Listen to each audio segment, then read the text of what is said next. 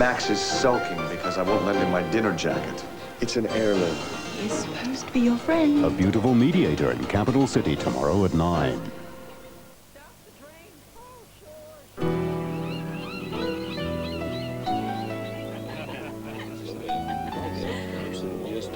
Here's your Viennetta. You've plenty of time before the tide comes in. A second slice? There's a quite compelling attraction to the pure white ice cream and crisp dark layers of Wall's Viennetta. So much so that one slice is never enough. G'day. Really grouse weather down here. Just right for ripping into the ponds. The Clash for the Ashes. Exclusive live ball-by-ball coverage on Sky. While we're down here, we'll give them an English lesson as well. It'll be great in anyone's language. Subscribe now to Sky Movies for 1 year, and you'll get your first 3 months movies free, plus the Ashes live and access to 8 channels. Call free and subscribe now.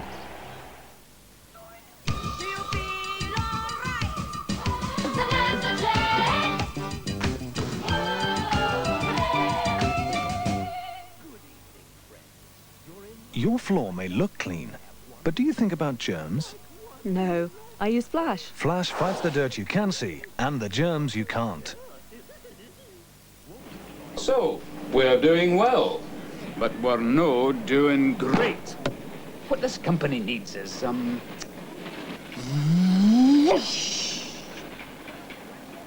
Excuse me for interrupting. You mean... That's the fella! The Enterprise Initiative could help your business. Take it before your competitors do. Phone 0800 500 200 for more information. From what's on the box to the latest news. The ultimate newspaper, brought to you by Oracle. Tomorrow at 7:30, she's back, the alluring, alliterative Lucinda Lambton. Dazzling and delighting all over America, they have become most engagingly known as the Painted Ladies.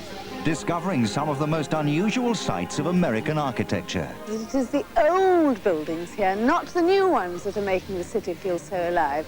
A buzz with a feverishly fresh architectural vigour. Hooray for Today, USA. A new series starts tomorrow at 7:30.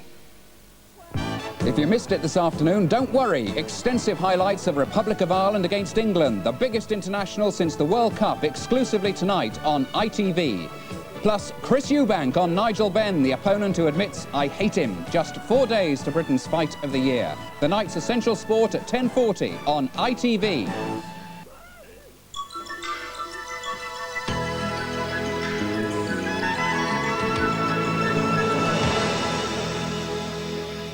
This is Thames Television from London. Now the day's national and international news from ITN with Sandy Gall and Trevor MacDonald.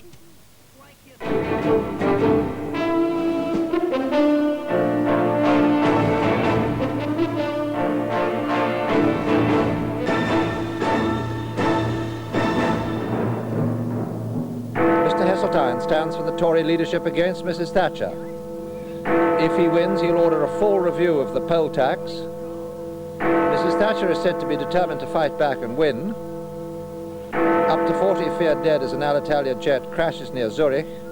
And an IRA suspect wanted on bomb charges is extradited from Dublin.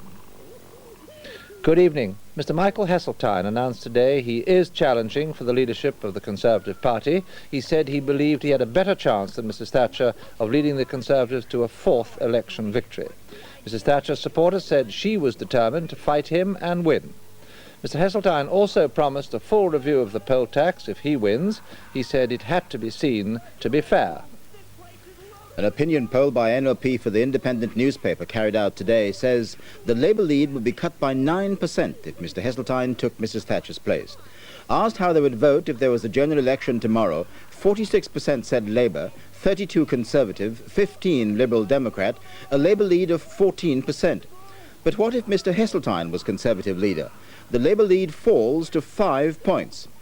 30% of all voters said Mr. Heseltine would make the best Prime Minister, against 21% for Mrs. Thatcher and 17% for Sir Geoffrey Howe. Mrs. Thatcher stays clear favourite with people who voted Conservative in 1987.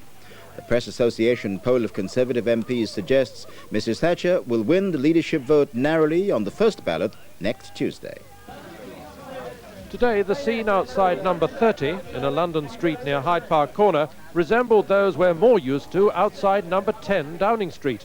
And that, Michael Heseltine made clear today, is where he hopes his campaign will lead. I am persuaded that I now have a better prospect than Mrs. Thatcher of leading the Conservatives to a fourth electoral victory and persuading the ultimate calamity of a Labour government.